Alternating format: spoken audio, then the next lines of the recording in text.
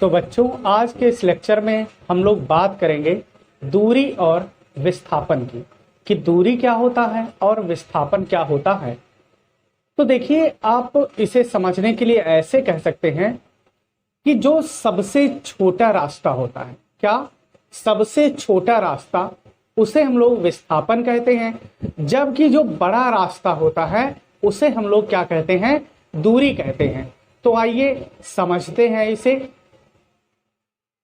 तो समझने के लिए बच्चा, जैसे थोड़ी देर के लिए कह दिया जाए कि ये आपका घर है, ये क्या है, ये आपका घर है, ठीक है। उसके बाद में हम कह दें कि ये आपका स्कूल है, ये बच्चा आपका क्या है, ये आपका स्कूल है, ये वाला घर है, ये पॉइंट, इसको कुछ नाम दे देते हैं, ये पॉइंट ए है और ये है पॉइंट बी। तो पॉइंट ए आपका घर है और पॉइंट बी जो है वो आपका क्या है, स्कूल है। तो यहां पर आप देखिए, क्या देखेंगे कि घर से स्कूल आने जाने के कई रास्ते होंगे। एक तो ये रास्ता बनेगा ए से बी तक आने का, कहां, आपके घर ए से स्कूल बी तक आने का। और हो सकता है कि एक रास्ता इस प्रकार का हो जो आपके घर से ऐसा चलेगा और इस प्रकार स्कूल तक आएगा। और ऐसा भी हो सकता है कि एक रास्ता इस प्रकार का हो जो आपके घर से चला और आकर के आपके स्कूल में मिल गया। तो यहां पर देखिए, स्कूल जाने के कितने रास्ते हैं, एक तो ये, एक ये बना और एक बच्चा बना ये। तो यहां पर कितने रास्ते हुए, घर से स्कूल तक के 3 रास्ते हुए। तो हमने अभी कहा था कि जो सबसे बड़ा रास्ता हो वो क्या होगा, दूरी, और जो सबसे छोटा रास्ता हो वो क्या होगा, विस्थापन। तो आप अगर देखें तो ए से बी तक पहुंचने के लिए जो सबसे छोटा रास्ता होगा वो ये वाला होगा, आपका ये वाला। इस पर अगर आप आएंगे और जाएंगे, जाएंगे और आएंगे तो क्या होगा, ये सबसे छोटा रास्ता पड़ेगा। जबकि ये वाला देखो और ये वाला देखो, ये कैसे हैं, बड़े रास्ते। तो ये जो बड़े रास्ते हैं दोनों, इन्हें हम क्या कहेंगे बच्चा, इसे हम कहेंगे दूरी कहेंगे। क्या कहेंगे, दूरी कहेंगे। और जबकि ये जो सबसे छोटा रास्ता है, इस रास्ते को हम लोग क्या कहेंगे, विस्थापन कहेंगे। क्या कहेंगे, विस्थापन कहेंगे। अब परिभाषा इसकी देख लेते हैं। तो क्या लिखा है कि किसी वस्तु द्वारा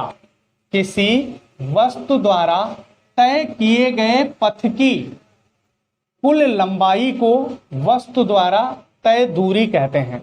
तो देखिए, एक तो ये कुल लंबाई इधर से, ये इधर से देखिए कुल लंबाई, ठीक है, इसे हम क्या कहते हैं, दूरी कहते हैं। दूसरा, किसी वस्तु की प्रारंभिक तथा अंतिम स्थितियों के बीच की न्यूनतम, मतलब कम से कम दूरी।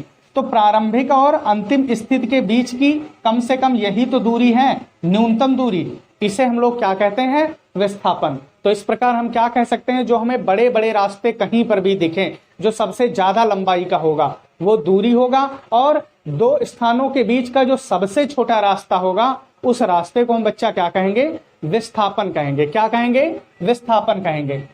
अब अगर हम बात करें दूरी की, दूरी कैसी राशि है, तो दूरी जो है वो अदिश राशि है। दूरी मेरा लाल कैसी राशि है, दूरी जो है आपकी वो अदिश राशि है। दूरी कैसी राशि है, अदिश राशि है, ठीक है। इसका मात्रक की बात करें तो मीटर होता है। क्या होता है, मीटर। और विमीय सूत्र की अगर बात करें तो इसका विमीय सूत्र एल होता है। क्या होता है, एल होता है।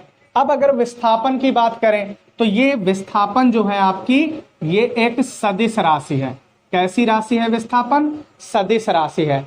और मात्रक की बात करें तो इसका भी मात्रक मीटर होता है, और इसका जो विमीय सूत्र होता है विस्थापन का वो एल ही होता है।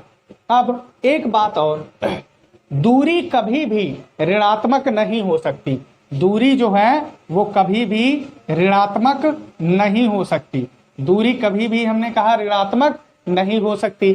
लेकिन अगर बात करें हम विस्थापन की, किसकी बात करें, विस्थापन की, तो विस्थापन जो है वो धनात्मक, ऋणात्मक अथवा शून्य कुछ भी हो सकता है।